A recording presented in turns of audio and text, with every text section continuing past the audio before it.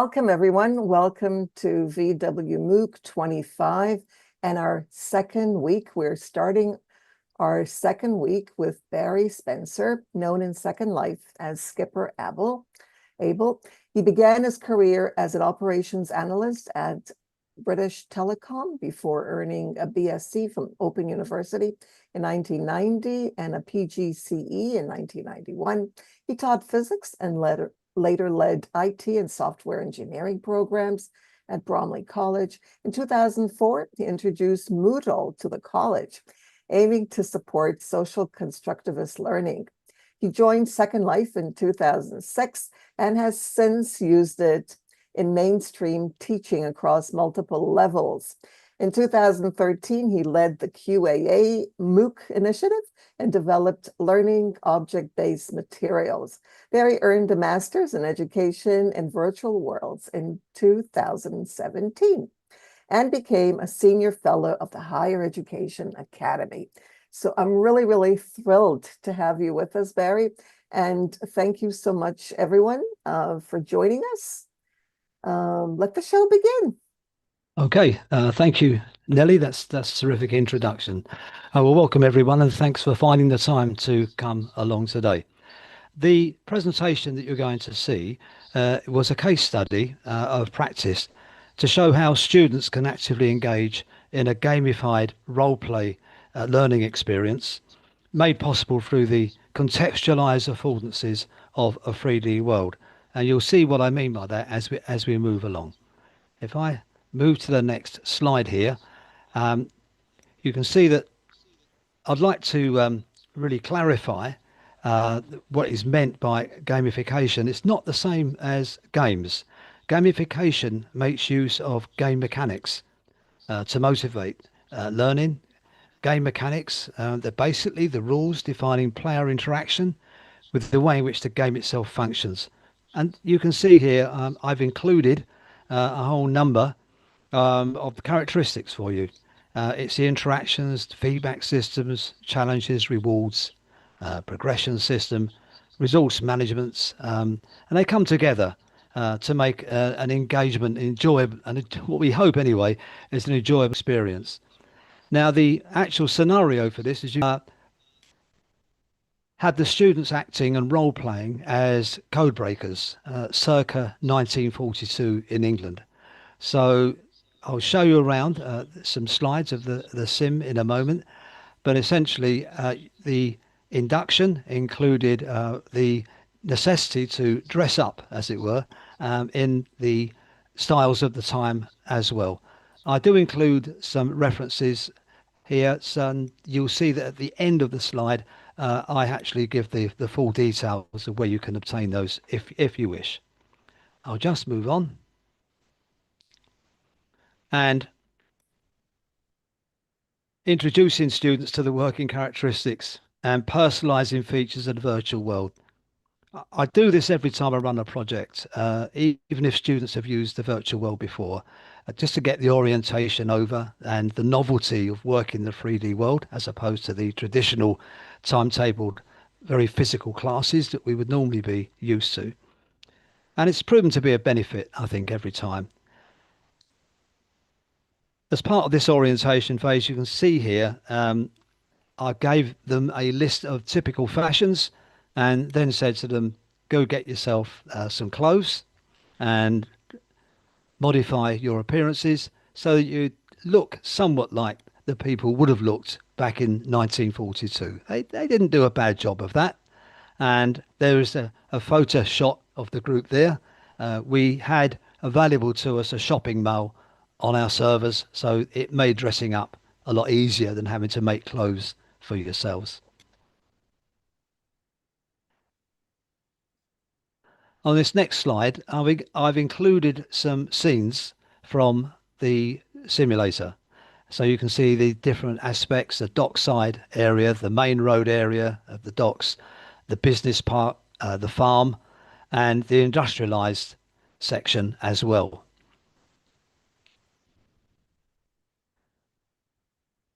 Really, the whole idea was to give them the impression that this was situated learning, that they were actually being placed into that world of 1942. So this, I think, worked reasonably well for them. And there was, as you'll see from the feedback later on, there was a lot of interaction on this system as well. I'll just move on. This was the print factory. It was used as the meeting and learning base. I placed a number of noteboards there, and each one of them covered a different cyber, if you like, method. They were the methods of encryption and decryption. When you touched on the board, you'd get a note card, which was an image, appear, and you can see one image here of a noteboard, which is the Caesar cipher, where characters are simply moved 1, 2, 3, 4, or 5 positions forward in the alphabet.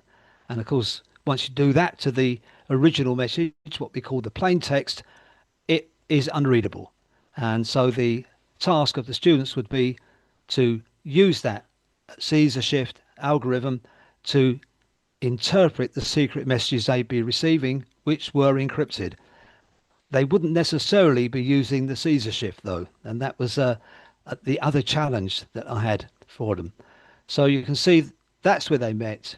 That's where they could obtain the necessary learning, and it was fairly obscure. If you think about where would you hide something like that? Well, probably in an old factory to save anybody realizing what was going on.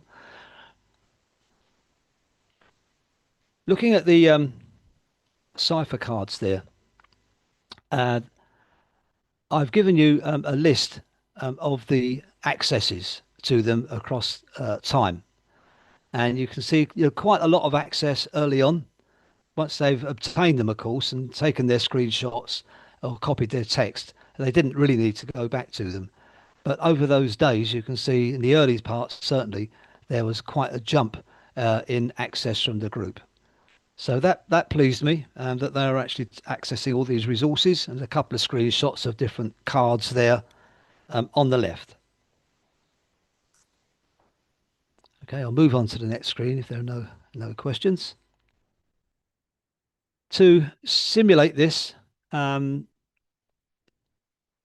we had night raids. Aircraft would come over. There will be simulated explosions taking place, and you can see from the images on the right, there's a wall being blown away there. There's windows shattered there.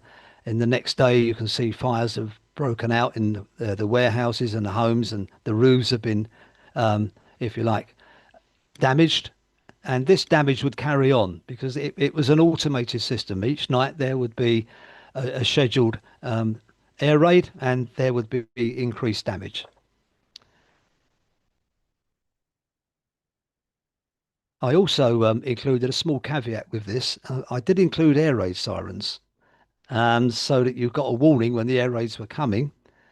And speaking to my mother, who lived throughout the Blitz during the war here in London, she would always say that while the air raid sirens was the alert to get yourself to the shelters, it was usually preceded by, quite a while, minute or so, by the dogs barking. So I actually included that in the simulation, but my students didn't tie the two events together. So that was a shame. So on the next slide here, you can see inside the print factory, the damage control panel shows you've got an avatar looking up there, reviewing the current level of damage, because as the damage increased, it increased the counter. At the moment, it's set at 15, and it would go up every night as damage increased. This was, oh, thank you, Sheila, great. And this was useful for them in as much as they could see the way the damage was changing, but also once it exceeded a predefined level, then the encryption would change. In other words, the encryption would get more difficult to crack. It would use a more complex method. So if you like, that was a way of exploiting gamification elements again of strategy and scenario. And you can see there I've used some way of determining how this should have been designed, and I took the recommendations there of Valesco and Martin on that. And you can also see I've given you a nice chart and the air raid damage counts as they moved along at different points in time. So things were at different nights getting different amounts of damage. It wasn't the same each time. And that added a nice random nature to the exercise.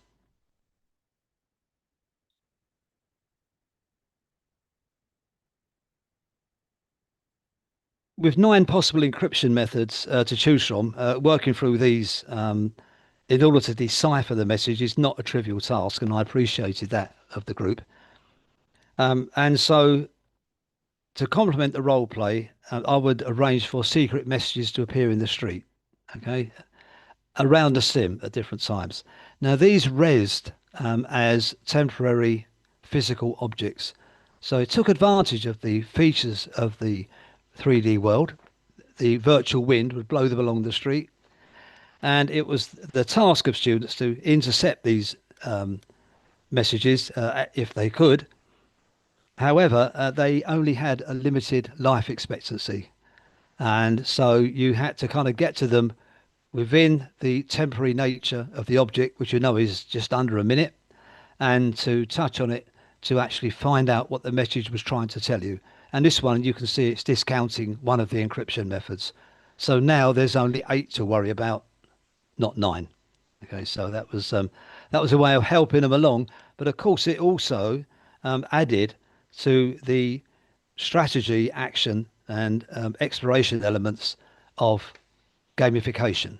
So this was bringing these things in. It also encouraged, as you'll see later on, collaboration among the students as well. So that was a good fun thing. But as you can see from my chart on the next page here, not many of them were intercepted.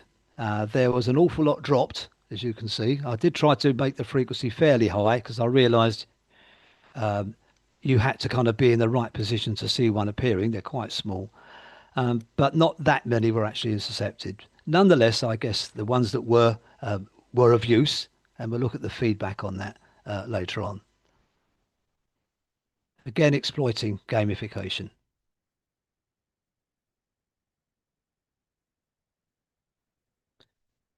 Now, the next thing I wanted to do was send students secret messages.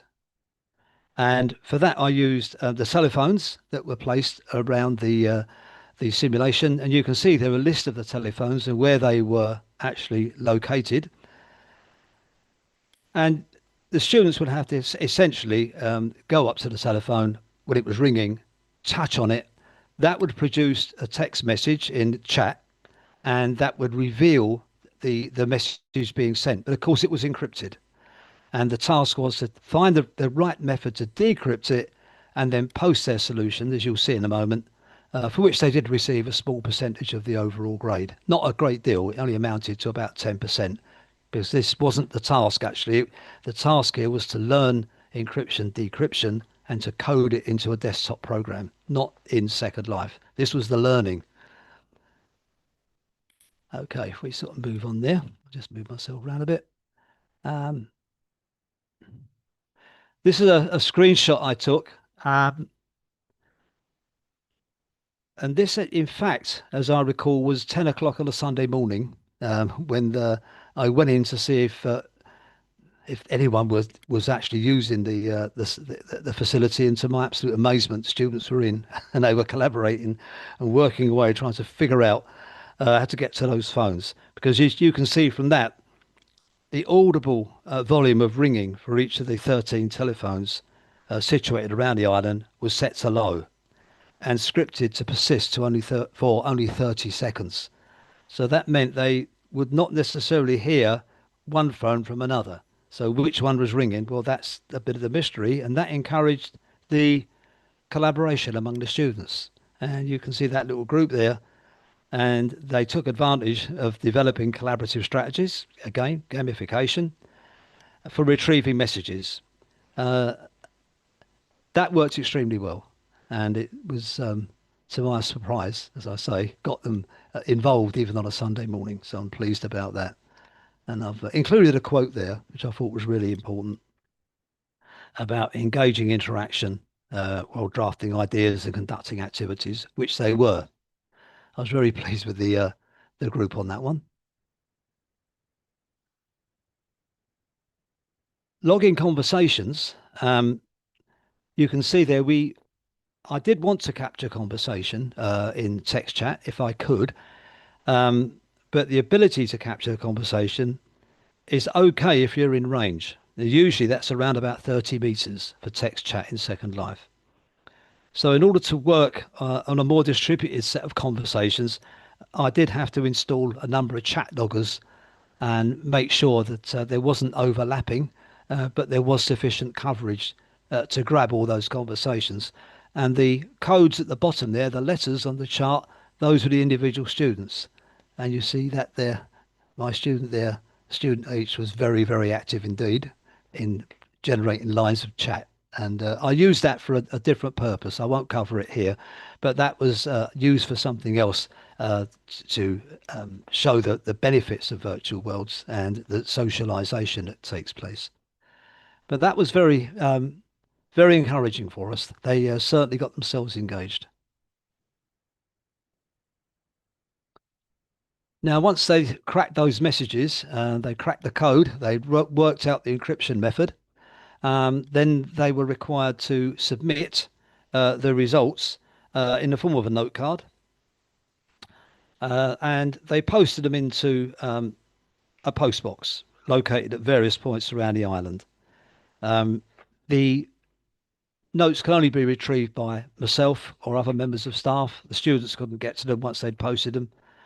There's 4 post boxes available, and this one here, you can see it's posted on the corner of the high street. And again, combination of exploration, learning assessment, submission within virtual learning space, as endorsed by other researchers as well. So I've given the findings here of Delgado and Lee, and the references are at the end.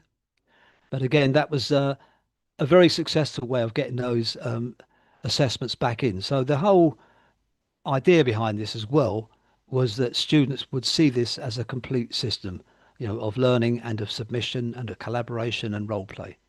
And it works okay.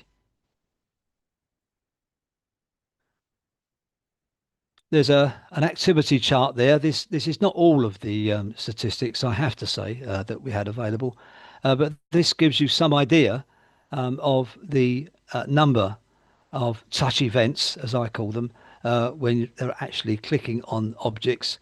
There was a lot of activity for certain types of activities. You can see what we're doing here.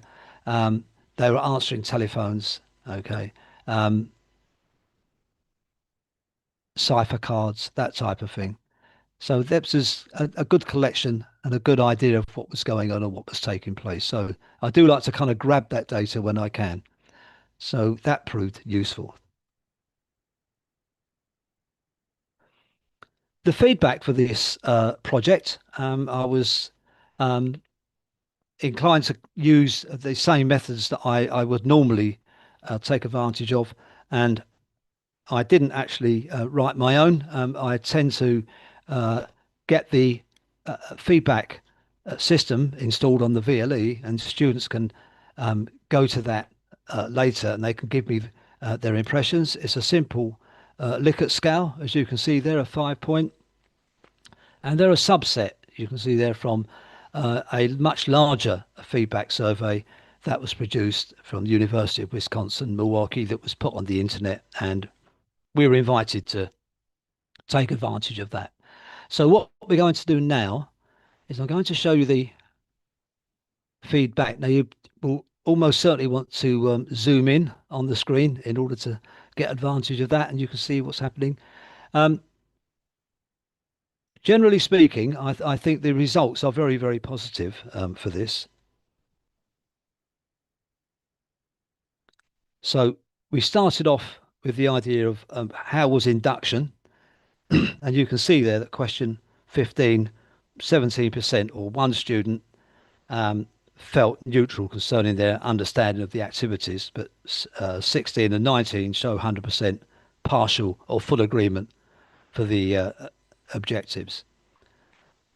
You'll also notice, of course, from the earlier screenshot of my collection of students, not everybody filled in the feedback survey. That's always a problem when it happens at the end. It's a pity I couldn't have put it in before. I might have captured more, but once they start leaving, it's hard to get them back to do it. So we didn't get the whole group, but we got over 50% of the group doing it, which is it's got to be okay for us. 17, learning in a virtual world. This is a really important one, I think. And questions here on the feedback, you can see the responses or the proposals here on 11, 12 and 13, 17. There's a clear majority of just under 90% in partial or full agreement surrounding the benefits of learning in a virtual space. And that was just for this project, I accept, but that was very encouraging for us that we got that level of interest and benefit. If I move forward, then this actually goes on to the next slide.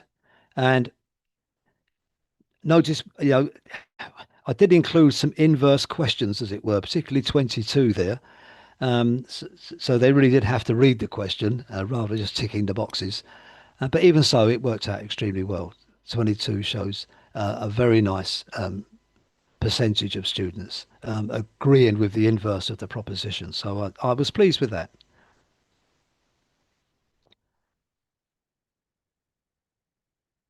On to slide 19 here, impressions of the virtual world.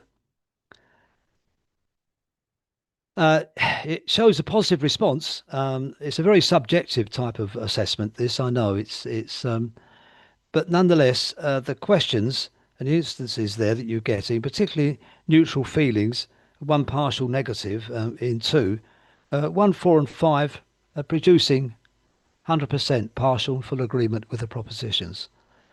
So once again, this really does, from the point of view of their impressions of it, that's everything that we had, the activities that they had, the appearance of the virtual world, as it were, and the way that it was run and the assessments. It was a whole thing. What was their impressions? It came out very well for us, I think. And they gave me some very encouraging feedback on that one.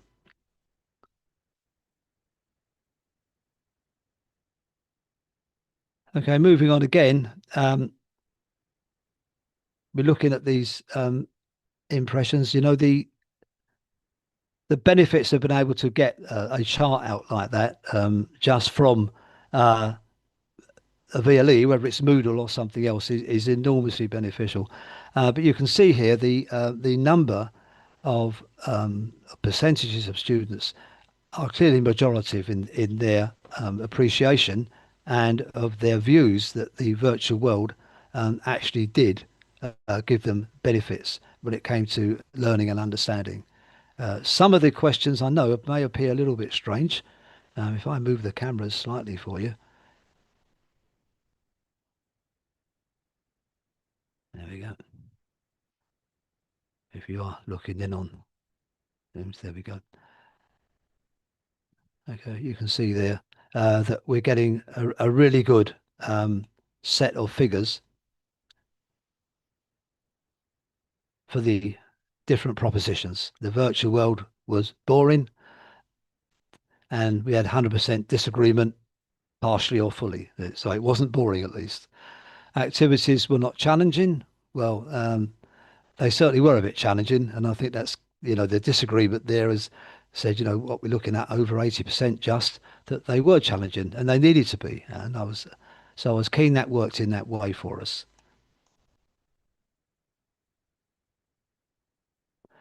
And finally, here on 18, I like using the virtual world as part of my course.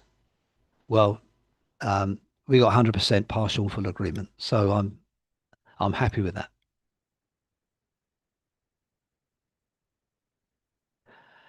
Communication and collaboration. That's really important that they did communicate and they did collaborate, and we've seen evidence certainly from grabbing the telephone messages and trying to pick up some of the pieces of paper blowing up the street. They did quite well on all that. And the first question there was little opportunity to communicate. Inverse question again.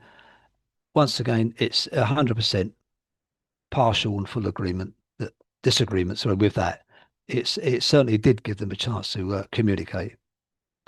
Now you can see there, as it goes down, you can see that their classmates, they are able to communicate with them in the virtual world. That didn't inhibit them at all. Encourage contact. One student felt it didn't, but the other 5 did. So I'm pleased. I'm pleased with that one. Did not feel connected. Disagree completely, partially, and fully. 83%. So that was again one of those types of questions they really had to read what we were asking there.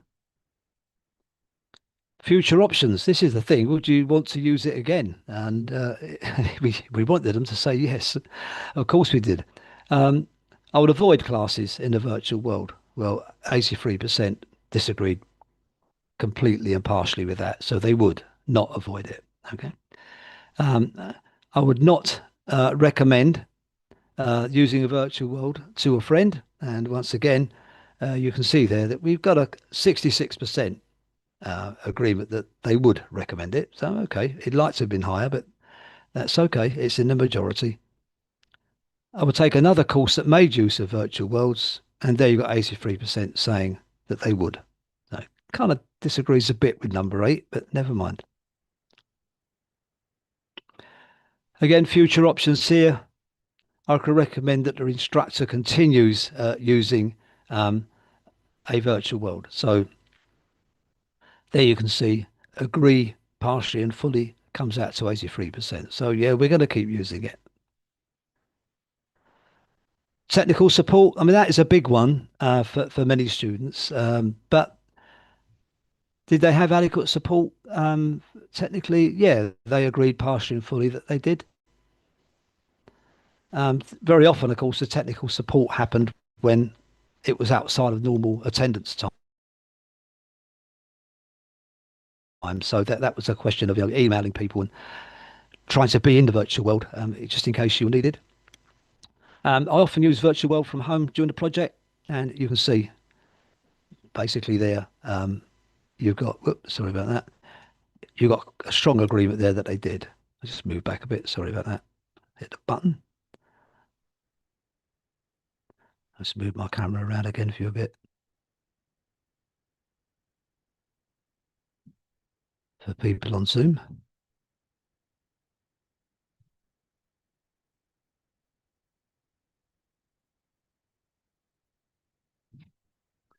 Okay, so we have a virtual world from home, and we wanted them to use it from home as much as from within the campus, and they could certainly do that. There was no problem. The classes during this project were actually turned over. They could work on this in college during normal class time as well for about the week or so that it ran in the virtual world. The majority of the coursework required them to write a desktop program in the Java language, where they would prove that they could encrypt and decrypt messages. I experienced very few problems in the virtual world. 50% agree partially. There are 70% agree completely. There are going to be technical problems as soon as you introduce technology, but they were low as far as I'm concerned. That was good. Again, support and technical. They received quick response to questions. Yeah, there was a good majority there. Only one felt they didn't. It was available when I needed it. That's a tough one, actually, but they all seem to have agreed partially and fully that they did. So I'm pleased to hear that. I had difficulty in accessing the virtual world, and well, 100% either fully or partially disagreed with that. So that was good. That was no neutrals there, and no disagrees completely. So that was good. Just running through these. These are just the references that I made. What I'm going to do, I had a I'll just pop this up in case you wanted to. I've got a video walkthrough on YouTube um, that you can go to and have a look at if you wish. It's the students unfortunately aren't there, um, which is a shame. But the one that I made, the students were there, is no more. So there's a link there if you wish to look at a walkthrough of that particular virtual world project. Okay, well, thank you, everyone. That's been a pleasure for me, and I hope you enjoyed it. Thank you. Thank you so much. I'm speaking in Zoom. I have a question that I would like to ask, if that's okay. How many participants, maybe I missed it because I also, we had no electricity here for a couple of minutes. How many participants took the survey? There were 6 took the survey. There were 11 in all. In the course, that's what I thought because I was Yeah. counting. Was the survey done on Moodle? Yes, it was. Okay, because it looked familiar as well. So they were actually taking a course in Moodle, and the course itself had activities in virtual worlds. That's correct, sir. Yes, that is correct. That's how it worked. Yeah, that was the learning part of the coursework. The actual coursework then took place once they'd understood how to write an encryption program. Yeah. And when was this? This was looking back 2016, 17. Yeah. 2016. Okay. And since then, any other such courses, Oh, projects? yes. Yes, absolutely. Yes. The last one that I ran in the virtual world was 2023, and that was a risk management project. I used an old IBM mainframe, which I've got a copy of on this Coder Central here. You can wander around and have a look at it. It isn't active as such, but when it was active, it produced all sorts of errors and things that students had to assess as a risk management and to give them a traffic light assessment, if you like, as to whether they were, as we call it, RAG rated, red, amber, green. Have you written anything? Yeah, there is Oh, a paper on that. I have published a paper on that, and I could present that at some time in the future if people are interested. yes, that would be great. Well, I am. I'm very interested, and I think others are too, Okay. in such publications, at least to be able to learn from it. And I know my students, I'm thinking of my students as well, who would love to read these publications Okay. for their Well, work. I'll send a link to you, Nelly, if in that case to Yes. the to my ResearchGate paper. Yeah. No. For, There was a question here by Fatma. She asked, those who voted for not sharing the classroom using virtual learning, what challenges did they encounter? Do you know that? uh, no, that wasn't really one of the questions I asked, was it? No, that's what That she's was asking. difficult. Yeah, that was quite difficult. I don't think the use of Moodle, because I introduced it there some years ago, Oh, okay. that was just as well as a virtual learning in space, it was also A class challenge. lecture support platform as well. So we use Moodle for everything. So they had to engage with Moodle in any case. Okay, that's how I do it too. I also use Moodle. I love Oh, Moodle. right. Yeah. Um, Another one, many participants in the questionnaire say they could communicate well. How far did their communication help develop their hot thinking skills? That's an EFL. I don't know. I don't think any of them were any of them EFL, ESL learners. No, no, there were no as you would say special needs in the group as So they such. were all English speakers, These or were at all, least, yes, these were where they may not necessarily have been naturalized, as it were. They weren't born in this country. They had been here long enough that they had competence in the English language. There wasn't a language barrier or boundary here. so she's referring to HOTS, which is higher order thinking. I don't know if you're familiar with that skills, but I Um, don't. Yeah, go ahead. Yeah, I'm not sure about that wasn't something that we kind of ventured into on the project about higher order thinking. I mean, the idea was that the course was really software development, and throughout that course, they were learning how to program using the Java language. And so when the coursework came along, the project that was set for them was to write a program where you could encrypt and decrypt messages. Right, so, I mean, for much of the assessment, that they got the final assessment on that desktop program, a very small proportion of that was gained from the virtual world. I think they awarded 10% for the submission of work within the virtual world, but the vast majority of the assessment outcome was based upon their desktop program that they would write at the end. And how much of their time did they, was it fully online, first of all, using Moodle? Uh, Moodle was online, but as I said, it was used as a class support Oh, system as right, well. right, So they would right. normally come into classes for regular classes, but they could then take it away. And if somebody missed a class, for instance, it was just available to them. So Moodle wasn't used as a communication tool, or was it? Not for this part of the project, no.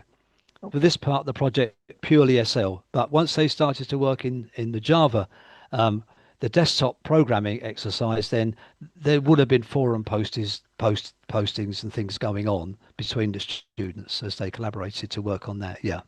Yeah, but Moodle has changed quite a bit since 2016.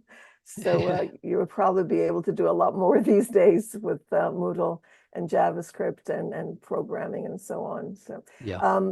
did you, as a Moodle user, how did you feel about the two platforms? I think there was no Sloodle in 2016. It wasn't around anymore, Yeah. so you couldn't go back and forth. No, How did you feel about that? I was more than happy actually to bring them into a pure virtual world rather than have a blend of the two. Yeah. And yeah, all the communications that we needed were available in here, and the submission of work could take place here, and the learning, collaboration, and the this is why we gathered the text chat. You see, it was the equivalent of the Mhm. forum posting in Moodle. So there's no real point in the Moodle, in fact, for this particular project. No, not in this instance. No, So did I've you just have to use Moodle? Was it something that university required you to use? uh, well, we got into VLEs very early on, and it was just adopted once we'd proven the case for them Mhm. across the institute really, and the it was the same platform that was used by University of Greenwich, Yeah, and yeah. that's the validation we had from University of Greenwich to run the course. So that was quite nice. So students could flip between different institutes and use the same platform. So that was really a benefit to them for their final results and things like that, and their submissions of their full coursework. So that was a big benefit. But this is just radically different to a Yeah, VLE. yeah. Yeah. All right. So thank you. Thank you so much. Are there any questions in Second Life? I don't, any comments from there? I had an observation. I'd forgotten actually this, and it came. Let me just get back to my chat here. I think it came from Sheila, who pointed out that all of the links to all the papers are here on this Coda Central. It's in one of the. If I use as I'm screen sharing, I can take you there and you can see where it is. Yes. Let me show you. And so if they come into Second Life, I don't need to post links. You can just come along here. So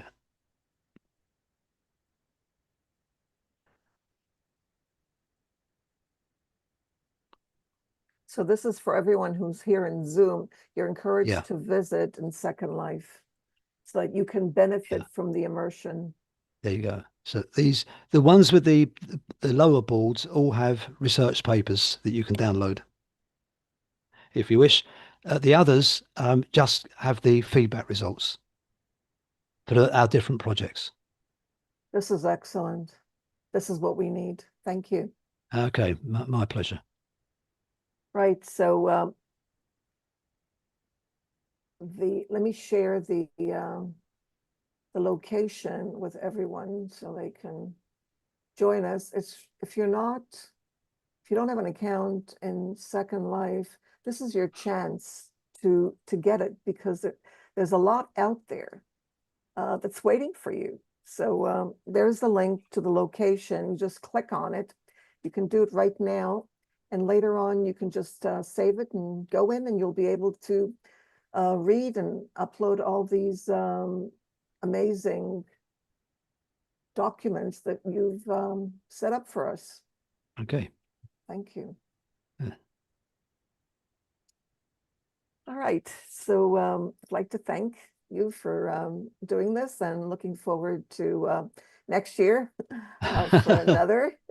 Thank you. Hopefully my Mac will work Oh, properly. yes. So I'll be able to screen share as always. So thank you everyone for joining us, and we'll see you at the next session today Yeah. in Thank you, about everyone. 3 hours. Thank you.